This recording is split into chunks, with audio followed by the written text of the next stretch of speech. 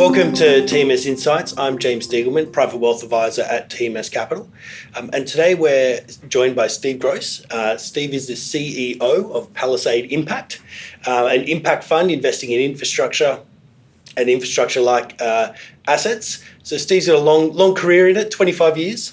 Yep. Long career, 20 and 17 at Macquarie Asset Management. Yeah. So he's been good enough to join us today to talk to us about his fund.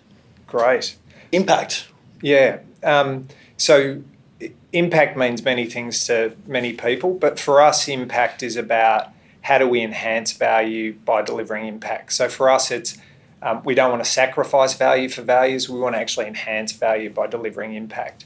And impact for us is intentionally finding ways to have a positive impact on people and planet. And how do you balance between impact and investor returns when you're looking at investments? Yeah, it's a good question. So for us, we don't see there being a need to balance it as much. We actually see an opportunity to help deliver more returns by delivering an impact. So as an example, we own a waste recycling business. The more waste we recycle, the better for the planet. But the more waste we recycle, the better returns that we get for our investors as well. And so the Palisade Impact Fund, what's the opportunity set there going forward? What are you looking at to invest? Yeah, so we look at a number of things.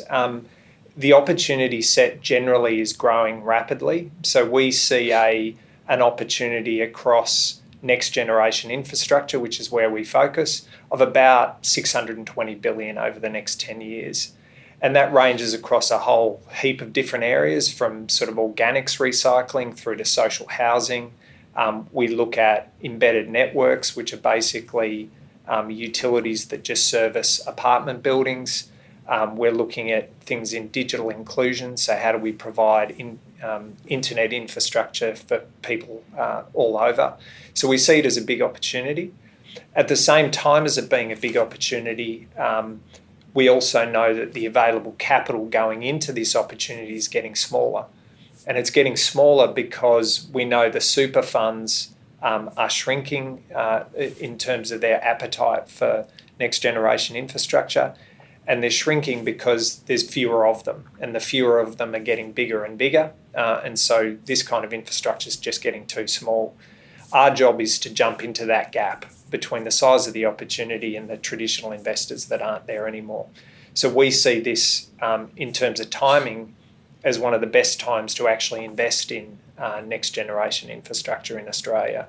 And potentially we see next generation infrastructure in Australia as being the best opportunity set in the world. Yeah, interesting. And there's actually a report came out, the Global Property Affordability Index came out not that long ago.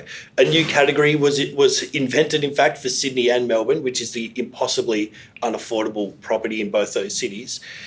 Palisade Impact are looking into that area. What are you looking to do on that side of social housing? Yeah, it's again a good question. So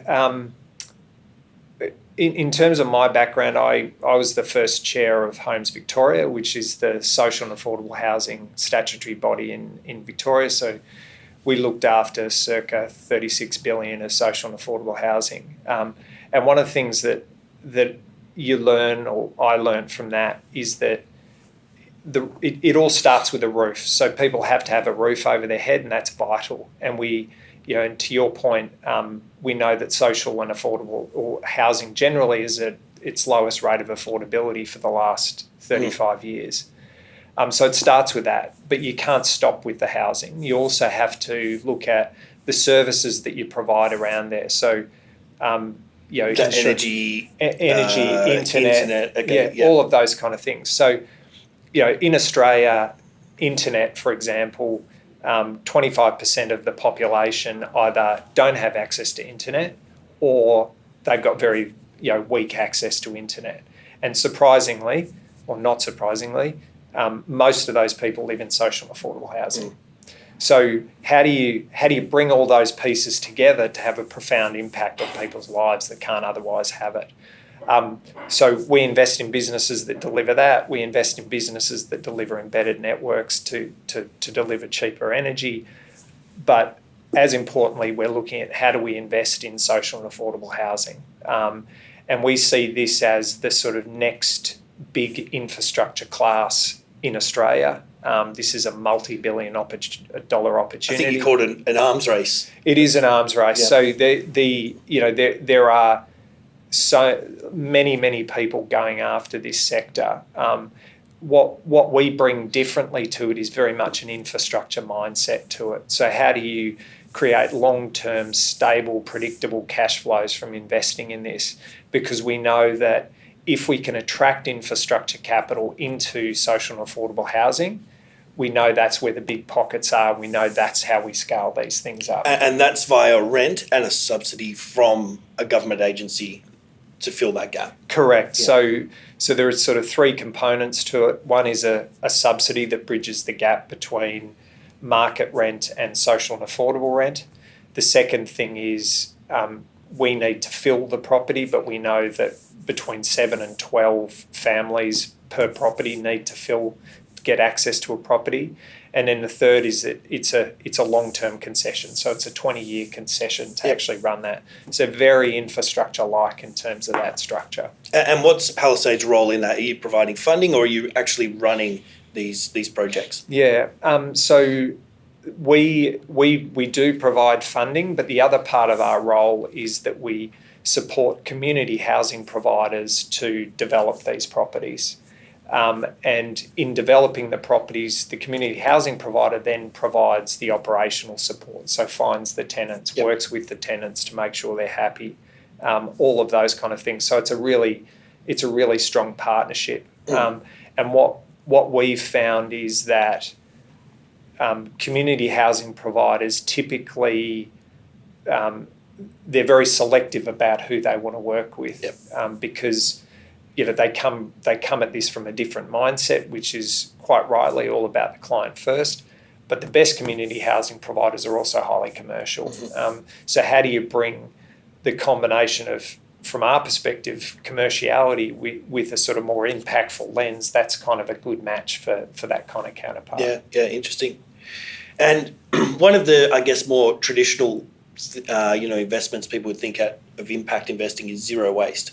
What are you doing in that space at the moment? Yeah, it's a good question. So we've invested in a business called Repurpose It, and Repurpose It is a business that takes hard organic waste, which is basically the excavation waste from buildings and construction and infrastructure build out. And then the second thing it does is it takes soft organics, so your green bins, and it takes those wastes and it treats it, and it recycles of that waste that comes onto site somewhere between 97 and 99% of what it does. Yep. And then it turns that into some form of product of value. That could just be breaking it out into the soil and that's on-sold then back to consumers. Consumers or the people that it originally sent it to. Yeah. And this is a business that started from scratch 7 years ago and now makes significant amounts of profit and cash, and is a great platform for us to then build out and invest in further other ways of treating waste, whether it be on the existing sites we own or to bring in other businesses into it. Yeah. But we're really happy and proud to have an incumbency in that sector and be able to sort of build out further from So that. It's just the start. There's more to come. That's right. Yeah. There's the one thing we know is that people keep generating waste. Yeah. That's right. Well, Steve, thank you so much for joining us today. That was really interesting to go through. And, if you're interested in finding out more about this fund and about impact investing, please reach out to your advisor. But again, thank you very much for joining us. Thank you.